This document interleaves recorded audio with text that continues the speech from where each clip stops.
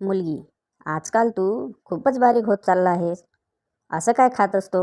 मुलगा, धोखा.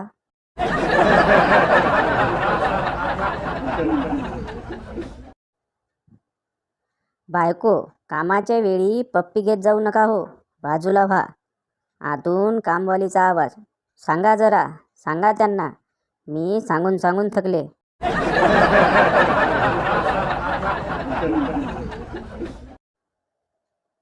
बरं झालं पोरींना दाढी व मिशी येत नाही.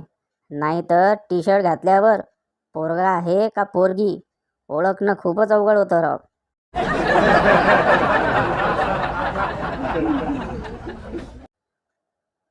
नवरा, नवीन सिनेमाची तिकीट आणली आहे, तयारी कर. बायको, अहो पण ही तर उद्याची आहेत. नवरा, तुला तयारी करायला वेळ नको का द्यायला?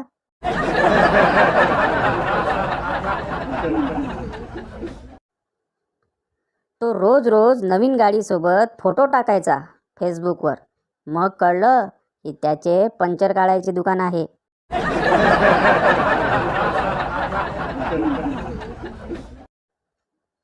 मुलगा, सांग राणी सांग, तुझा राजा तू मला बनवशील का? मुलगी, माझ्या नावाची भांडी तू सकाळ संध्याकाळ घासशील का?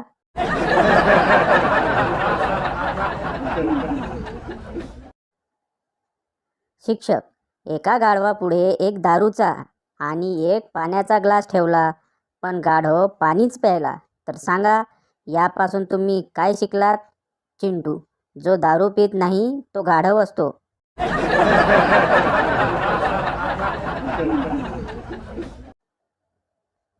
रविवारी नवरा केस कापून येतो आणि बायकोला म्हणतो, बघ मी तुझ्यापेक्षा 10 वर्षांनी लहान वाटतो की नाही?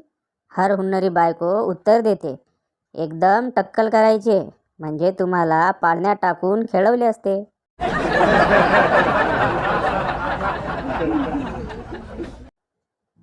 बायको, माझ्यासाठी वाघाची शिकार करा. मला वाघाचे कातळे आपल्या घरात लावायचे आहे. नवरा, अगं हे कसे शक्य आहे? दुसरे एखादे सोपे काम सांग. बायको, ठीक आहे, तुमच्या मोबाईलमधले व्हॉट्सॲपचे मेसेजेस दाखवा.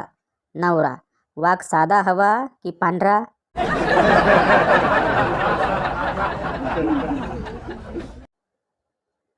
तुम्हाला माहीत आहे का, पॉपकॉर्न कढईत ठेवल्यावर उड्या का मारतात? स्वतः गरम कढईत बसून बघा, मग आपोआप समजेल.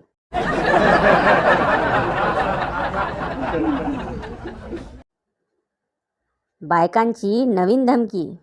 बायको, मी ॲक्टिवा घेऊन बाजारात आली आहे, एक साडी विकत घेऊ का? नवरा, कालच तर एक साडी घेतलीस तू. बायको, साडी घेऊ का? ट्रॅफिकचा नियम मोडू.